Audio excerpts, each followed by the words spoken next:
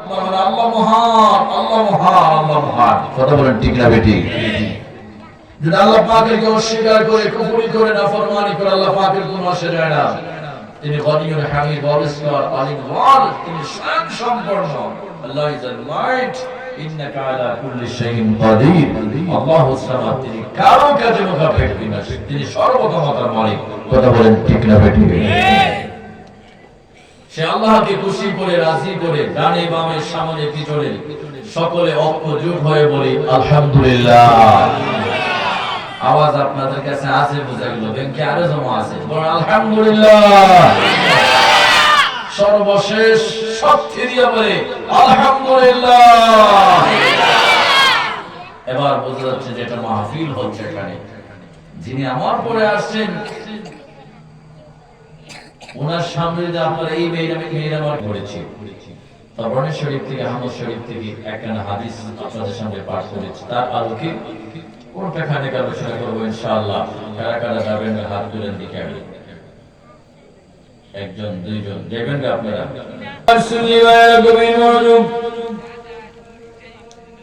কোরআনুল কারীম থেকে সূরা আহজাবের 33 নং আয়াত তিলাওয়াত করেছি। আল্লাহ রাব্বুল আলামিন বলেন, ইন্নামা ইউরিদুল্লাহু লিইউযহিবা আনকুমুর রিজসা আহলাল বাইতি ওয়া ইউতাহহিরাকুম তাতহীরা। বলে আল্লাহু আকবার। বড় করে বলি আল্লাহু আকবার। আল্লাহ পাক বলেন, ইন্নামা ইউরিদুল্লাহু লিইউযহিবা আনকুমুর রিজসা। আল্লাহ পাক নবী পরিবার বরকতকে বলেন, নবী পরিবারেরা, আল্লাহ পাক তোমাদের থেকে অপবিত্রতা দূর করে তোমাদেরকে পরিপূর্ণভাবে পবিত্র করতে ইচ্ছা করেছেন। আমার ভাইরা, এই মর্মে একটা হাদিস শরীফ এসেছে তিরমিজি শরীফের দ্বিতীয় খণ্ডের 2524 নং হাদিস।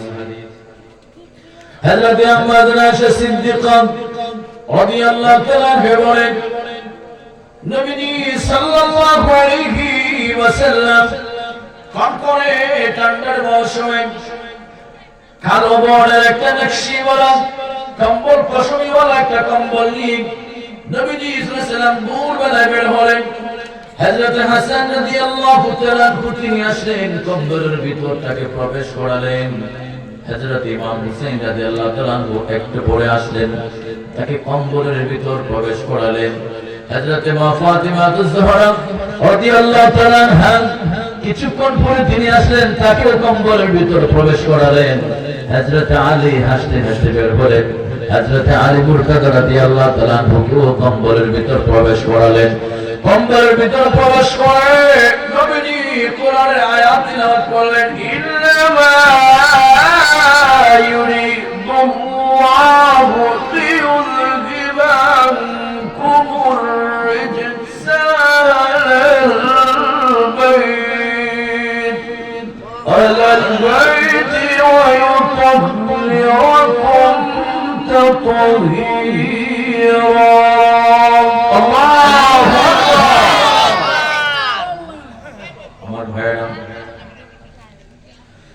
রাসূল করিম সাল্লাল্লাহু আলাইহি ওয়াসাল্লাম আয়াত তিলাওয়াত করলেন।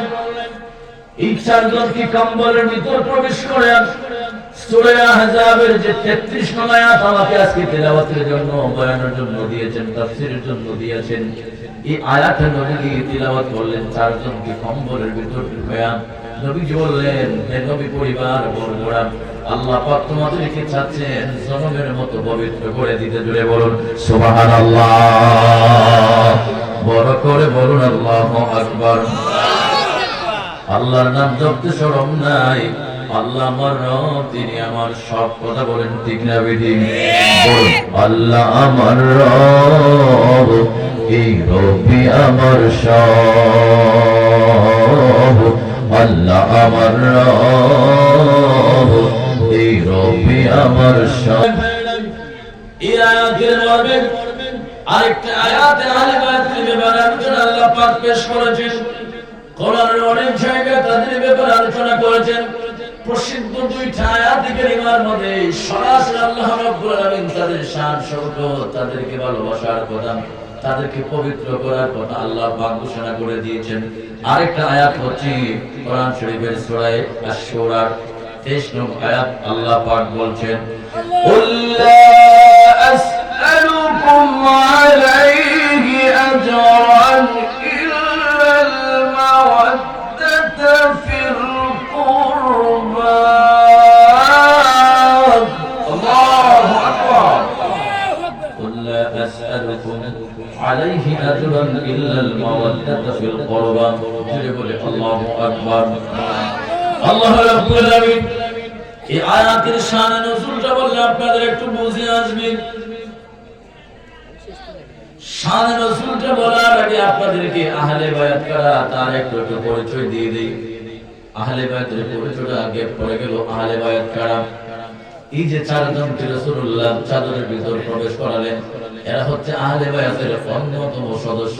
হযরতে মাওলানা আলী, মা ফাতেমা, হাসান, হুসাইন রিদওয়ানুল্লাহি তাআলা আলাইহিম আজমাইন, এই চারজন হচ্ছেন আহলে বায়াতের অন্যতম সদস্য।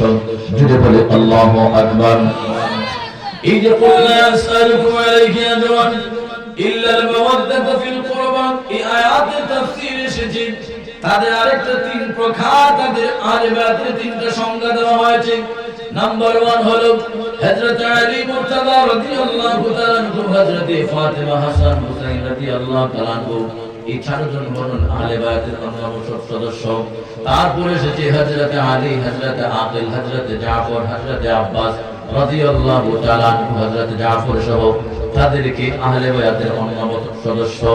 3 নম্বর হলো আল্লাহর হাবিব সাল্লাল্লাহু আলাইহি ওয়াসাল্লামের বিবিগণ এবং যারা বড় মুত্তাকিন, যারা নিষ্ঠাবান, যারা ছিলেন হানিফ সম্প্রদায়, যারা ছিলেন নবীজির আহলে বায়াত, তারা আহলে বায়াত।